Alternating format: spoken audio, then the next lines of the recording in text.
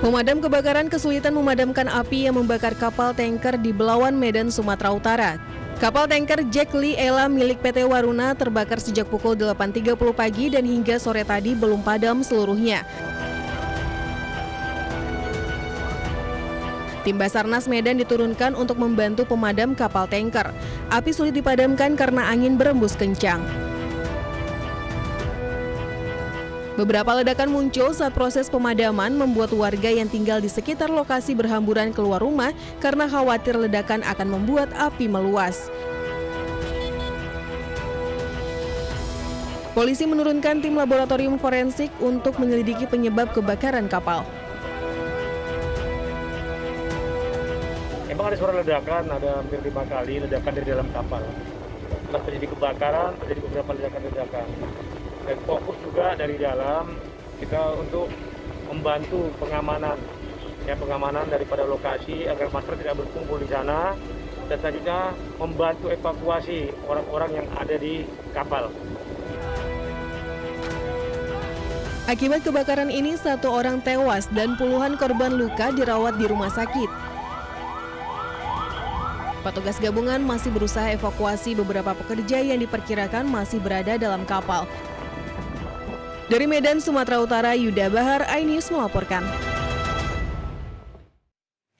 Pemirsa, sementara itu polisi masih menyelidiki dugaan eksploitasi anak buah kapal Longsing yang mengakibatkan 4 ABK warga negara Indonesia meninggal dunia. Polisi dan Kementerian Luar Negeri menemukan indikasi praktek-praktek tidak manusiawi di kapal milik Cina tersebut.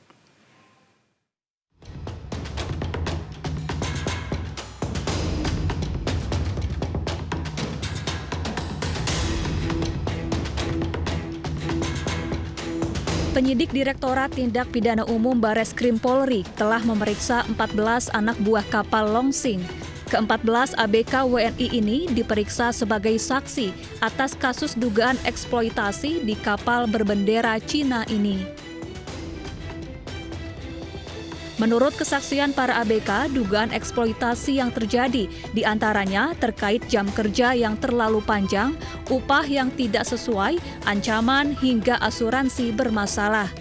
Polisi dan pemerintah juga masih menginvestigasi pelarungan 3 jenazah ABK WNI di tengah laut. Saat ini ke-14 ABK WNI dikarantina di Bambu Apus, Jakarta, setelah sebelumnya dipulangkan bersama 1 jenazah ABK WNI Jumat lalu. Sebelumnya, 4 ABK WNI yang bekerja di kapal Longsing meninggal akibat penyakit bergejala serupa, yakni pembengkakan tubuh, sesak nafas, dan nyeri di bagian dada. Kemudian beredar video viral pelarungan 3 jenazah ABK WNI di tengah laut. Rekan ABK lainnya sempat meminta jenazah disimpan di lemari pendingin agar dapat dibawa pulang ke tanah air. Namun permintaan ini ditolak kapten kapal untuk mencegah penularan penyakit. Sementara itu, 1 ABK lainnya meninggal di sebuah rumah sakit di Busan, Korea Selatan.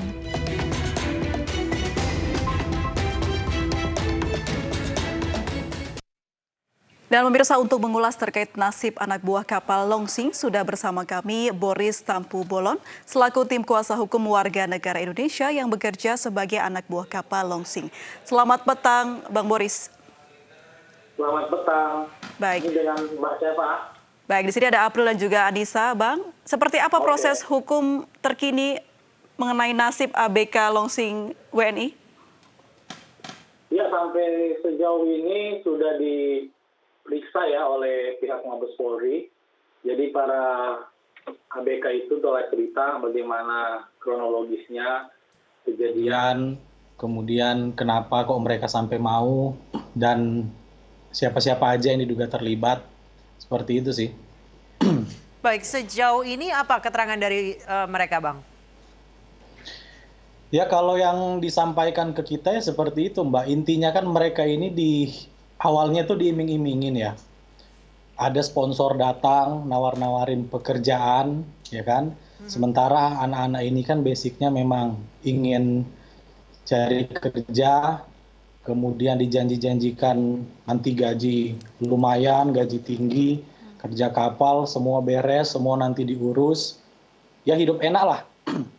ditambah bonus-bonus dan segala macam, akhirnya mau, gitu kan? Baik, ketika itu sejauh ini tanggung jawab dari penyalur seperti apa? Nggak ada tanggung jawabnya, nggak ada. Itu Baik. jadi setelah oke, ditaruh di kapal, udah dilepasin aja, dibiarin. Baik. Gajinya aja kan nggak dikasih. Yang Berapa dikontrak bulan itu tidak ya, dikasih, Bang? gajinya itu kalau dikontrak tuh 300 USD per bulan. Itu gaji pun sebetulnya nggak layak. Cuma oke lah, kita coba pakai itu. Ukuran itu. Nyatanya nggak dikasih juga. Ada yang dikasih itu 120 USD. Akhirnya dikasih. Tapi itu 14 bulan baru dikasih. Bukan sebulan 120 ya. 120 USD per 14 bulan.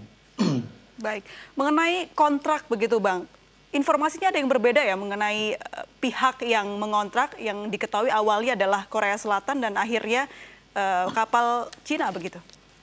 Nah, jadi begini Mbak, disitulah pemalsuannya.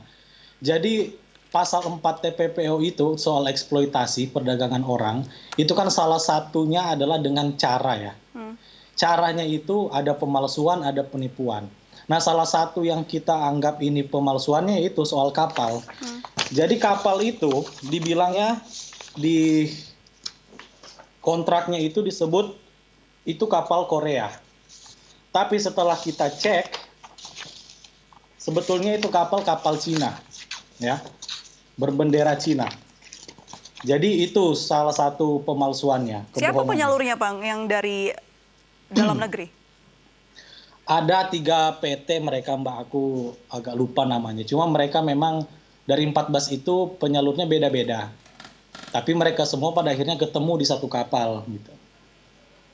Baik, disebutkan juga ada kontrak yang cenderung berat sebelah, tapi jika dibatalkan akan mendapatkan denda yang cukup besar sampai $1.600. Nah, itu dia. Ini bukan kontrak namanya ini. Ini memang akal-akalan untuk mengikat orang biar diperbudak gitu loh. Tidak boleh kontrak itu berat sebelah. Kontrak itu prinsipnya harus seimbang. Tapi ini kalau Mbak baca nih, ini kita semua ada nih. Ampun deh, kasihan banget.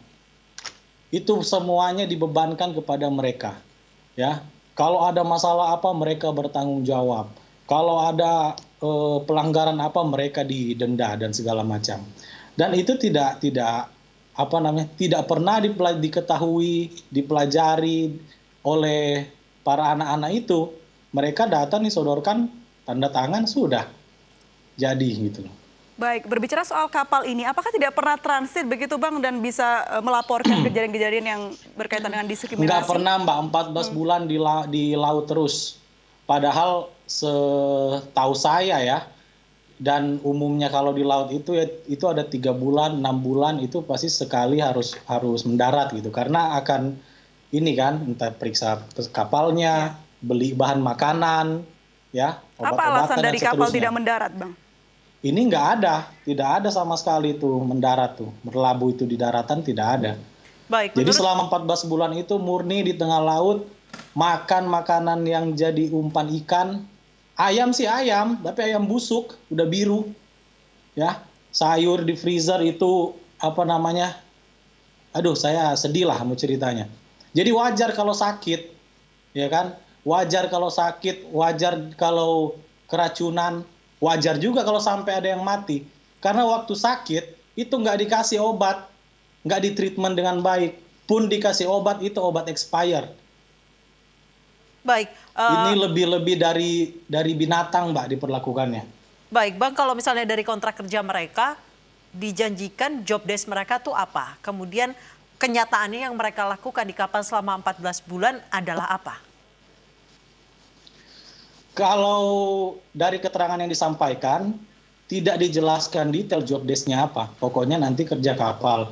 Mereka juga kan tidak dikasih latihan. Jadi pokoknya udah kamu kerja aja kapal. Di dalam kontrak ini juga ada nih, tertulis di sini. Bahwa, mana tadi ya? Ya intinya kerjain apa aja yang diperintahkan. Tidak boleh menolak, intinya begitulah. Baik, boleh saya Abang berikan contoh kepada kami. Pekerjaan apa yang harus mereka lakukan yang paling berat? Sebetulnya kalau jenis pekerjaannya ya mungkin yang ngurus-ngurus alat-alat itu, ngurus nangkap-nangkap ikan. Tapi kan yang kita juga concern sebetulnya bukan soal jenisnya, Mbak. Kalau itu aku nggak begitu spesifik lah.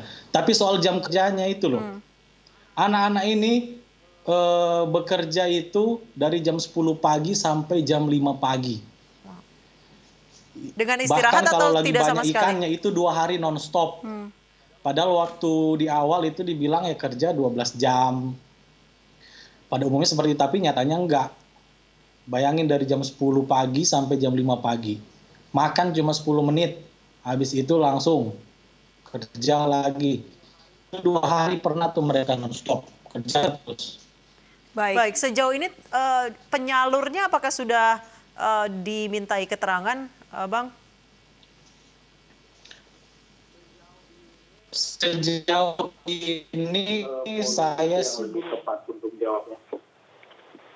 Kemarin yang saya tahu tuh memang fokus ke ABK. Baik, tanggung jawab dari pihak penyalur sendiri bagaimana dengan adanya kasus ini? nggak ada, belum ada, Mbak. Sama sekali. Penyalurnya itu dari dalam negeri atau dari luar negeri, Bang? Setahu kita dari dalam negeri.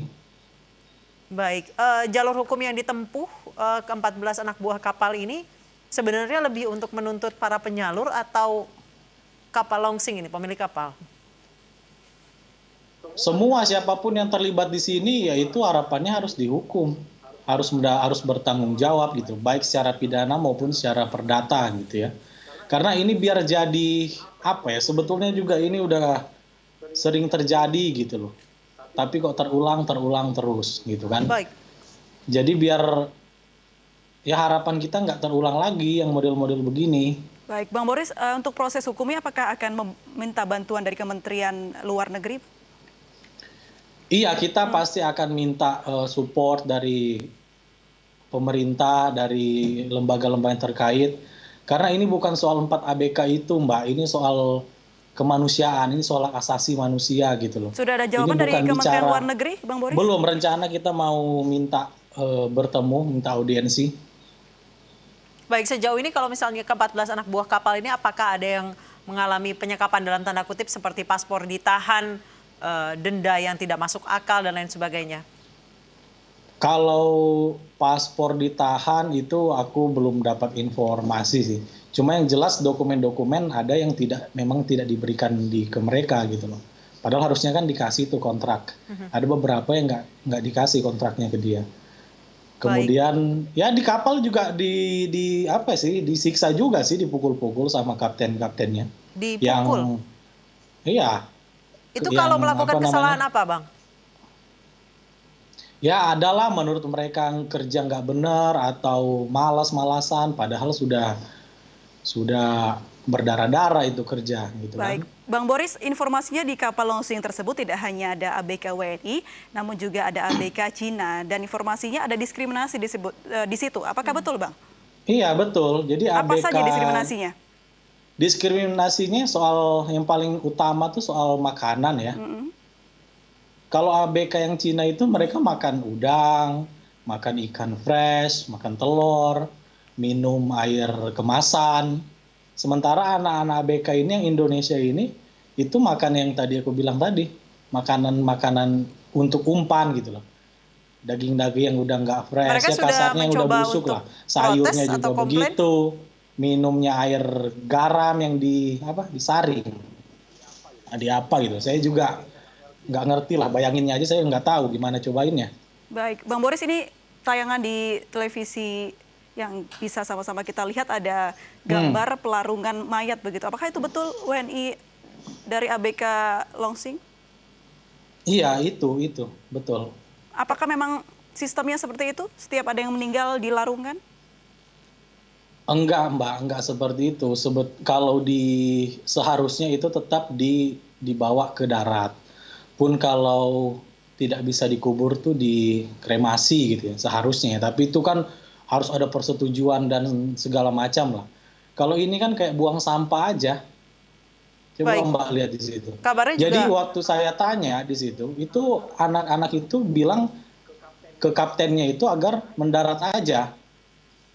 Jangan dibuang teman kami di laut gitu. Cuma si kaptennya bilang, ya nggak bisa lah. Ini nggak ada jauh ke darat. Udah dibuang aja ke sini. Nggak ada waktu kita. Kurang lebih seperti itu. Mbak bayangin ya, gimana itu perasaannya gitu loh. Baik. Teman yang sama-sama dari kampung tuh berjuang sama-sama dengan niat mau memperbaiki nasib, mau banggain orang tua, berakhir begitu. Temannya sendiri harus buang dia ke laut. baik, sejauh Sedih ini saya, Mbak. apakah ada pemberitahuan ke pihak orang tua sebelumnya? Tidak ada sebelumnya. Cuma dapat info setelah dibuang tuh, baru tuh ada kontak ke keluarga. Tapi di awal nggak ada, dibuang dulu tuh ke laut. Kondisi mereka pada saat sakit, apa ada informasi ke pihak keluarga? Enggak ada, jadi mereka they have no access gitu loh, nggak punya akses apa-apa, mau komunikasi itu nggak bisa. Ini yang seharusnya yang tidak benar gitu loh. Baik. Ini yang seharusnya diperhatikan kalau ABK-ABK gitu, harus diawasi, harus ada komunikasi. Baik, Bang Boris. Mereka itu diapa-apain juga di tengah laut, nggak bisa ngadu ke siapa-siapa. Baik. Nggak punya Bang Boris, kalau akses, misalnya dari mau ngadu ke fakta-fakta siapa, yang ada begitu bagaimana ya. nggak tahu. Dari fakta-fakta Gimana? yang ada seperti tidak ada akses komunikasi, tidak bisa mendarat di pelabuhan-pelabuhan selama 14 bulan. Apakah ada indikasi kapal ini melakukan hal-hal ilegal, Bang? Ya justru itu ya legalnya, bukan indikasi lagi, itu udah bukti kuat, Mbak. Hal ilegal apa mungkin yang menjadi proyek penting dari kapal ini? Kalau yang aku dapat informasi ya, ini seharusnya kapal, aku tidak begitu detail sih, cuma harusnya dia ambil kapal ikan jenis A gitu kan, tuna, tapi nyatanya dia ngambil hiu, paus, nah itu ilegal tuh nggak boleh. Oke, mengambil beberapa hewan yang dilindungi juga ya ternyata ya. Ya, Baik, sejauh ini proses hukum sudah sampai mana, Bang? kemarin itu aku dapat informasi sih sedang penyelidikan ya, paling tinggal gelar perkara untuk naik sidik, ya ditentuin siapa tersangkanya gitu. Baik, sejauh ini apakah akan melibatkan pihak penyalur dan juga pihak sponsor yang menawarkan pekerjaan ini dari kampung ke kampung? Ya mereka harus bertanggung jawab. Ini tanggung jawab mereka. Sejauh ini tanggung jawab mereka seperti apa dari pihak penyalur? Apakah Nggak ada, yang kami dapat informasi tidak ada. Artinya mereka ini harus bertanggung jawab secara hukum gitu loh. Semua termasuk orang yang di Cina sana itu juga harus bertanggung jawab. Soal nanti mekanismenya bagaimana itu kita serahkan ke Bareskrim lah. Tapi secara hukum mereka semua yang terlibat itu harus bertanggung jawab secara hukum. Baik, Bang, ini melihat adalah kapal asing, apakah kedepannya akan ada proses atau masalah dalam proses hukumnya? Enggak sih, nggak ada masalah. Kita percaya sama Polri, kita yakin betul dan sudah kita lihat bagaimana concernnya pihak kepolisian terhadap kasus ini. Kita sangat apresiasi, kita sangat berterima kasih lah untuk itu. Kita berharap biar ini cepat selesai, terungkap semua, ya orang-orang yang bertanggung jawab ya harus diproses, yang terlibat harus diproses. Baik, terima kasih Bang Boris sudah berbagi Dikit informasi lagi, bersama kami. Mbak. Ya. Aku mau sampaikan bahwa untuk Pak Presiden, ya untuk menteri-menteri lembaga terkait juga taruhlah perhatian kepada anak-anak ini. Jadi tolong mereka diperhatikan hak-haknya, bagaimana mereka bisa berkelanjutan ini pekerjaannya, ya kan, nasib mereka ke depan. Penyebab meninggalnya 3 anak buah kapal yang dilarung di laut ini dapat terungkap dan sebenarnya mereka sakit apa ini harus dapat terungkap. Ya. Terima kasih Pak Boris Tampu Bolon. Ya, pemirsa, Presiden Joko Widodo memerintahkan seluruh jajarannya mengantisipasi kepulangan puluhan ribu pekerja migran Indonesia. Pekerja migran yang pulang ke Indonesia harus mengikuti protokol kesehatan yang ketat dan diawasi pergerakannya. Berkaitan dengan kepulangan pekerja migran Indonesia agar betul-betul berjalan dengan baik di lapangan, saya juga menerima laporan bahwa pada bulan Mei dan Juni ada kurang lebih 34.000 pekerja migran Indonesia yang kontraknya akan berakhir. Dan mereka berasal dari Jatim, ini ada 8.900 kurang lebih, dari Jateng 7.400, dari Jabar 5.800, dari NTB 4.200, dari Sumut kurang lebih 2.800, dari Lampung 1.800, dan 500 orang dari Bali. Ya, agar betul-betul diantisipasi, disiapkan, ditangani proses kedatangan mereka di pintu-pintu masuk yang telah kita tetapkan dan juga diikuti pergerakan sampai ke daerah. Sekali lagi ingin saya tegaskan agar diberlakukan protokol kesehatan yang ketat dengan memobilisasi sumber daya yang kita miliki. Ya, tidak hanya pekerja migran, pemerintah juga akan memulangkan WNI yang berada di berbagai negara. Pemerintah akan memberi perhatian khusus pada WNI yang pulang dari negara terdampak corona.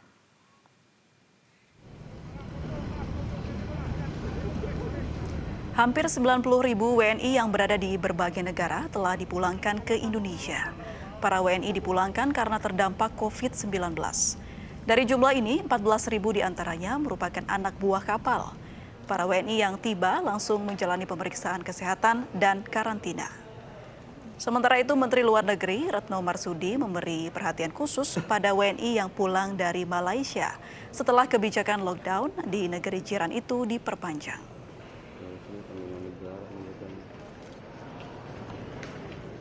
Satu hal paling menonjol selama pandemi adalah kepulangan warga negara Indonesia ke tanah air dalam jumlah yang cukup besar.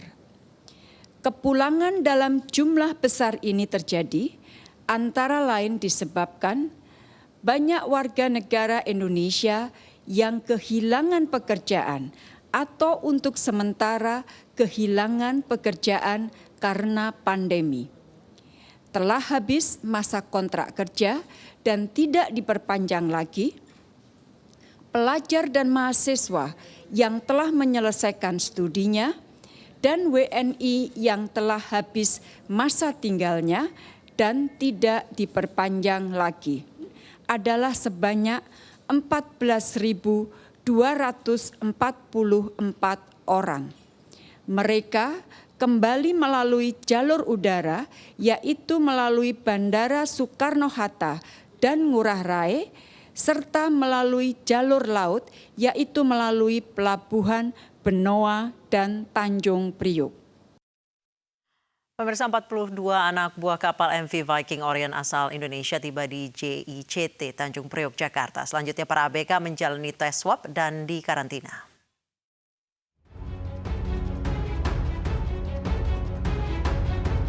...42 ABK Indonesia yang bekerja di kapal MV Viking Orion asal Singapura tiba di Jakarta International Container Terminal pagi tadi. 42 ABK terdiri dari 1 perempuan dan 41 laki-laki. Setelah proses evakuasi dari kapal menuju dermaga, seluruh ABK menjalani pemeriksaan tes swab dengan prosedur COVID-19. Barang-barang yang dibawa ABK juga diperiksa melalui X-ray dan disemprot disinfektan. Dan prosesnya tetap sesuai proses standar COVID ya, jadi sesuai protokol COVID. Dan sampai dengan hari ini kita masih melaksanakan dengan sistem swab ya, swab. Dengan nanti 3 hari atau 4 hari ke depan hasilnya akan bisa kita lihat bersama. Sembari menunggu hasil tes, para ABK akan menginap di salah satu hotel di Jakarta. Jika dinyatakan positif, maka akan langsung dibawa menuju Wisma Atlet. Sementara bagi ABK yang dinyatakan negatif, maka diperbolehkan pulang ke kampung halaman. Dari Jakarta, Ririn Oktaviani, Pandu Priyo, iNews melaporkan.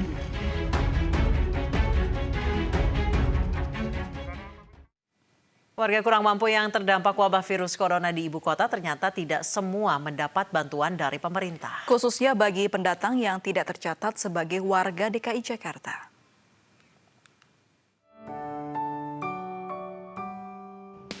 Kehidupan para pekerja harian lepas dan warga kurang mampu yang bukan warga Jakarta kini makin memprihatinkan.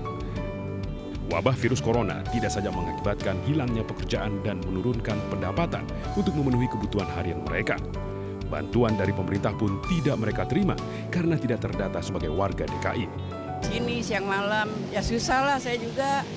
Habis saya minta perluan bantuan dari mana lagi ya kan? Dalam kondisi begini, COVID kan, semua orang lagi kebingungan mencari nafkah. Membantu mengurangi beban mereka, Gerkindo Ladies turun ke lapangan untuk memberi bantuan sembako kepada warga kurang mampu yang merupakan warga pendatang di sekitar Masjid Istiqlal, Jakarta. Karena kami tahu mereka ini adalah pendatang semua, jadi mereka tidak memiliki KTP DKI. Itulah sebabnya kami fokus untuk datang mengunjungi mereka dan membagi-bagikan sembako. Sementara itu di Jalan Swasembada Tanjung Priuk, Jakarta Utara, Gerkindo juga menyalurkan bantuan sembako bagi warga pendatang dan yang tinggal di rumah-rumah kos. Selama masa pandemi, Gerkindo akan terus memberikan bantuan kepada warga yang membutuhkan, terutama bagi mereka yang kurang mampu secara ekonomi. Tim iNews melaporkan.